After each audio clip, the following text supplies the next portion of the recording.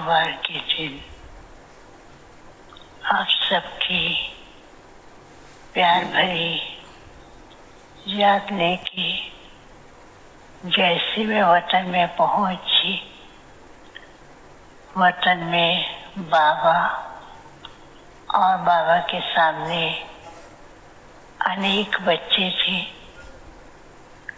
और बाबा सबको दृष्टि के द्वारा निहाल कर रहे थे। कुछ सेकंड के बाद बाबा ने कहा, आओ बच्चे, आज बाप बच्चों को सैर पर ले जाएंगे। तो बहुत खुश होते हैं। जैसे बाबा आगे बढ़े, बाबा के साथ भी सब बच्चे साथ चलते हैं और सामने से क्या देखते हम, बहुत दूर दूर बहुत सुंदर सुंदर पंडाल सजे हुए थे और उन पंडाल में जैसा कि अभी भक्ति में गणेश की पूजा कर रहे हैं, ऐसे ही गणेश के भिन्न भिन्न रूप की मूर्तियां दिखाई दे रही थी और बाबा बच्चों को इशारा करते हैं, देखो। तो क्या हुआ कि उन मूर्तियों से हर एक के पास, किसी के पास कोई लाइट, किसके पास कोई चीज, किसी के पास कुछ पहुंच रहा था। तो बच्चे क्या कर रहे थे, उसको जंप करके कैच कर रहे थे और हर एक अपने को देखता था कि मेरे को क्या मिला और इसको क्या मिला। तो कुछ सेकंड के बाद ये दृश्य पूरा हुआ। बाबा ने कहा, बच्चे, अपने संपन्न स्वरूप को देखा, अपने संगम युग के इस स्वरूप को देखा या क्या अनुभव किया। तो सारे बच्चे कहते, बाबा हमको ये मिला, हमको ये मिला। तो बाबा मुस्कुरा रहे थे। बाबा ने कहा, अभी भी बच्चों के अंदर क्या भावना है, भक्ति का संस्कार है, मांगने की सूक्ष्म इच्छाएं और एक दूसरे से कंपेयर करने की जो भावना है। तो जो मिला है उसके कारण से संपन्न स्वरूप की अनुभूति कम हो पाती है। तो बाबा ने कहा, ये तुम बच्चों का ही यादगार है जो सिद्धि स्वरूप होने के कारण कितने भगत जा करके अपनी मनोकामना पूर्ण करने के लिए प्रार्थना करते हैं, चाहे नाम मात्र सिमरन करते हैं, लेकिन वो अपनी कामनाओं को पूर्ण करने के लिए क्या नहीं कर रहे हैं और बच्चे भी देख रहे हैं। तो फिर बाबा ने कहा कि अच्छा बच्चे, अभी तक ये जो संस्कार हैं तो इनको परिवर्तित करके संपन्न स्वरूप और सिद्धि स्वरूप और दूसरों को दाता बन के देने का स्वरूप कब प्रत्यक्ष करेंगे। तो ऐसे बाबा ने पूछा तो सब बच्चे कह रहे हैं, बाबा हम कर रहे हैं। बाबा ने कहा कि बाप देख रहे हैं कि बच्चे यथाशक्ति अनुसार सब कुछ कर भी रहे हैं, लेकिन बाबा क्या चाहते हैं कि अपने संपन्न स्वरूप में कैसे सदा स्थित रहें। तो इतने में बाबा ने जैसे ताली बजाई तो बाबा के सामने, हर एक के सामने एक एक ट्रे में मुकुट, गले का हार और पूरा श्रृंगार पहुंचता है। और बाबा ने कहा, देखो अपने संपन्न स्वरूप में कैसे टिकना है। तो सबने अपना अपना श्रृंगार किया, लेकिन जैसे वो श्रृंगार करते हैं, किसी के अंदर कोई भी कमजोरी होती थी तो उसके कारण क्या हुआ कि किसी का ताज जो है वो उतर करके दूसरी साइड जा रहा था, किसके जो दूसरे श्रृंगार थे वो आधा दिखाई दे रहा था, आधा दिखाई नहीं दे रहा था।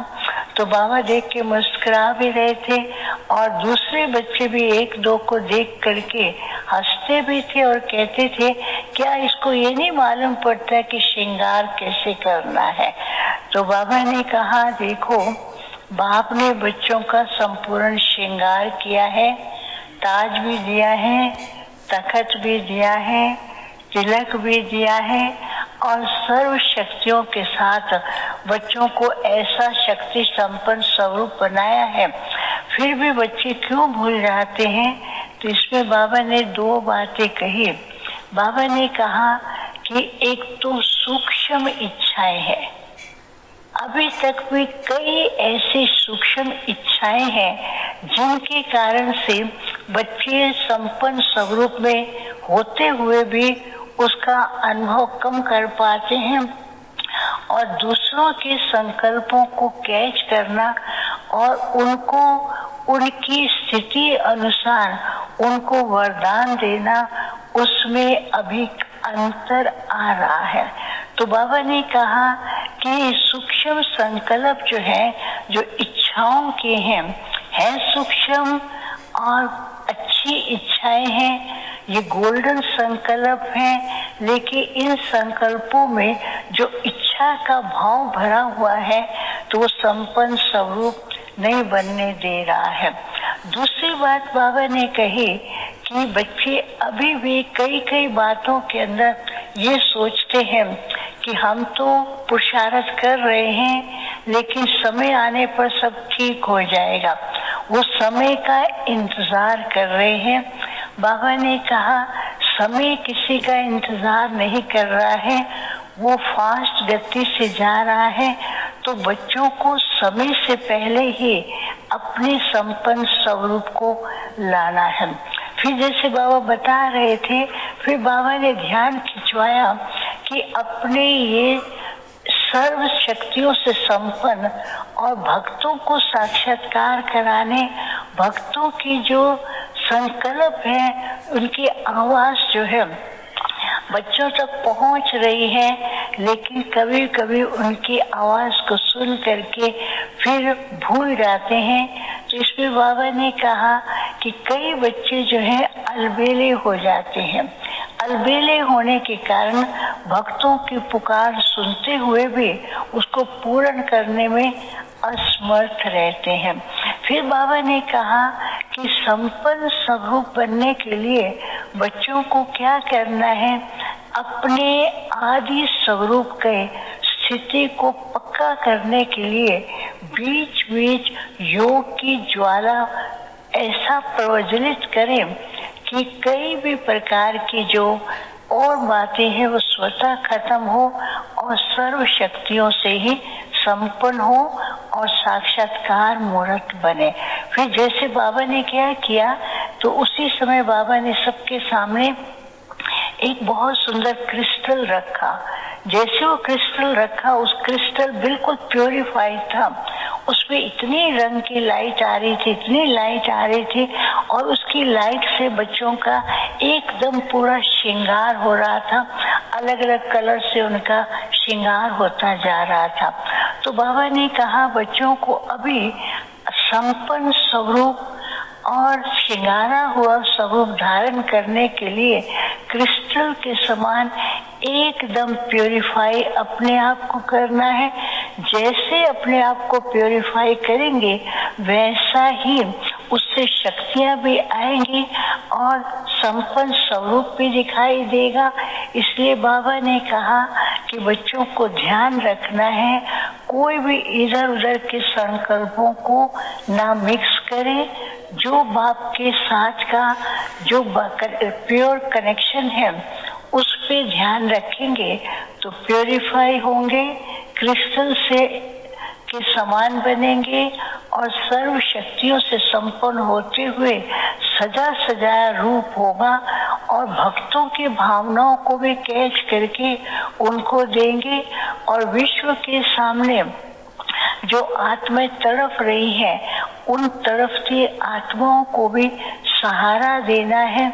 और बच्चों को तो बाप ने पहले से ही ये जिम्मेवारी दी है और भगत पुकार रहे हैं, तो बच्चों को इस बात का ध्यान रखना है। फिर मैंने बाबा को भोग दिखाया, स्वीकार कराया, तो बाबा ने कहा देखो भगत एक कणे दाने के लिए भी तरसते हैं, लेकिन आज बाप जो है बच्चों को कैसे भरपूर करते हैं। तो बाबा ने सबको अपने हाथ से भोग स्वीकार कराया। फिर बाबा ने कहा अच्छा बच्चे अपने सब भक्तों को सामने ला करके उन्हें कुछ दो।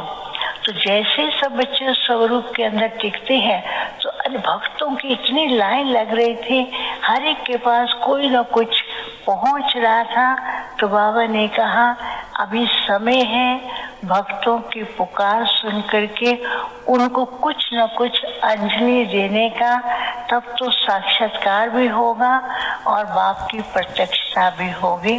फिर बाबा ने सबको याद दिया। ओम शांति।